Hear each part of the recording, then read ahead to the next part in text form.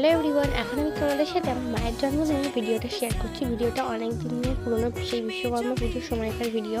ওই দিনই মায়ের জন্মদিন পরে আমরা গিয়েছিলাম বাজারে, মা যেগুলো পছন্দ করে সেগুলো অ্যারেঞ্জ করতে। তারপর আমরা গিয়েছিলাম মাছ বাজারে মায়ের পছন্দের মাছগুলো কিনতে। আমরা চিকেন আর মাটন দুটোই কিনেছিলাম, কিন্তু সেগুলো আর ভিডিও করা হয়নি। তারপর সেখান থেকে আমরা বেরিয়ে আসার পথে দেখলাম পমফ্রেট মাছ, খুব ফ্রেশ পমফ্রেট মাছ ছিল, তাই আমরা সেগুলো নিয়েছিলাম। মা খেতে ভালোবাসে, আফটার অল করতে তো হবেই বলো।